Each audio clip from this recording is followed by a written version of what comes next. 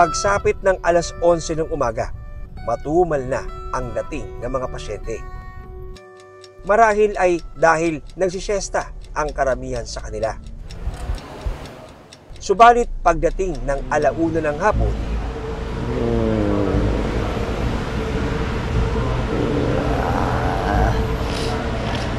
may dumating na pasyenteng namimilipit sa sakit ng tiyan. Inobserbahan siya sa loob ng 1 oras.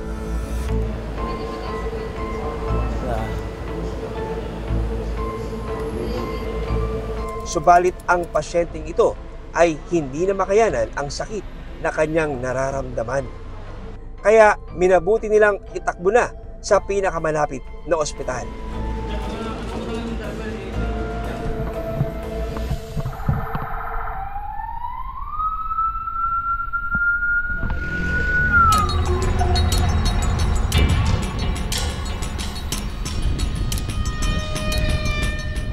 Matapos ang halos 1 oras na biyahe,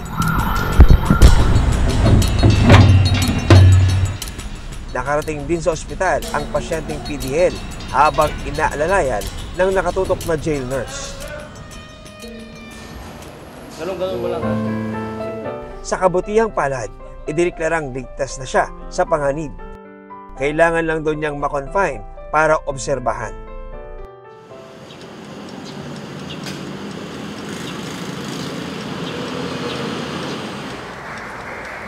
Tama.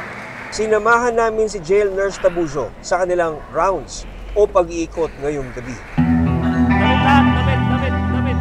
Ang kanilang misyon, maghatid ng gamot sa mga PDL sa kanilang mismong mga preso. Ngayong gabi sir, gagawin natin yung ating panggabi na rounds.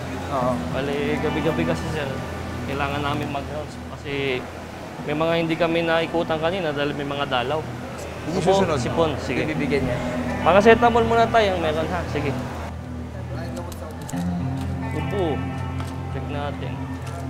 Vitamins. Vitamins hati-hati na lang. Ito nga nangyayari ngayon, nagkakaroon sila ng rounds at mistulang rolling butika itong kanilang cart na tinutulak dahil lang naman ito, mga gamot, may paracetamol, may vitamins at ibinibigay doon sa mga PDL na medyo hindi maganda ang pakiramdam. Kaya inaagapan na ngayon pa lang para hindi na lumala yung kanilang masamang pakiramdam. Bigyan lang kita ng paracetamol pang emergency lang. Yan na lang ito, pinamig saka ito. Tapos pag pinagtatay ka, i-orisol mo na lang dalawa. Salamat po. Kasi bukas schedule nyo naman eh. Okay, sige. Thank you. Hika. Sino doon? Sige. Thank you. Pagkatapos mag-distribute ng gamot sa mga selda, Oy, isa. Oy. susundo naman ng stroke patient si Nurse Mac.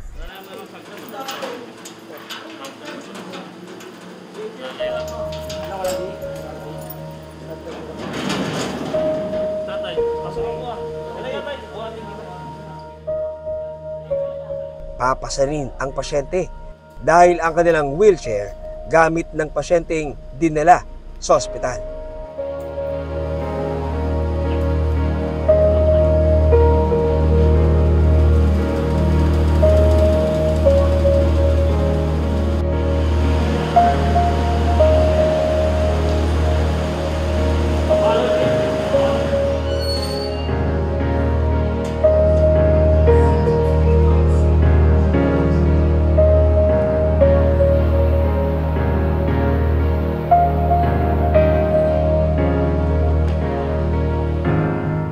Dito niya kukonsultahin ang PDL.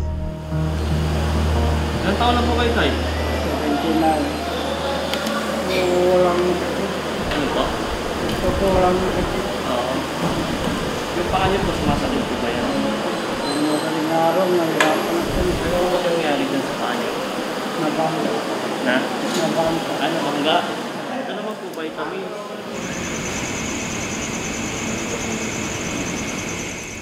Pagsapit ng alas 12 ng hating gabi, itinuturing nilang patay na oras ito para sa kanila.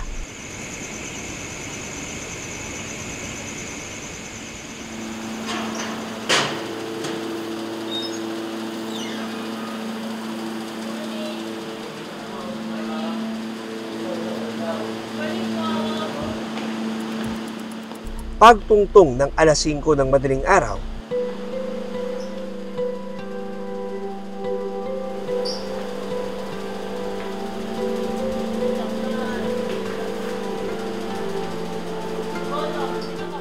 binigyan nila ng gamot ang TB patients na nasa isolation area ng Quezon City Jail.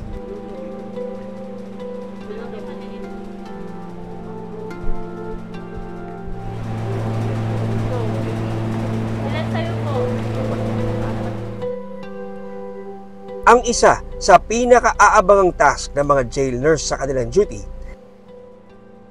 ang final medical examination ng mga PDL.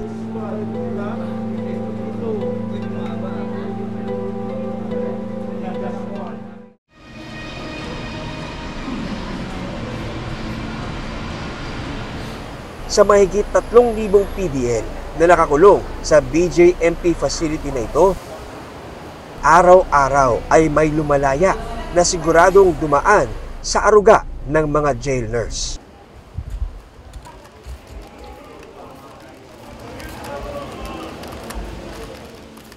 Matapos masusing isagawa ang physical examination,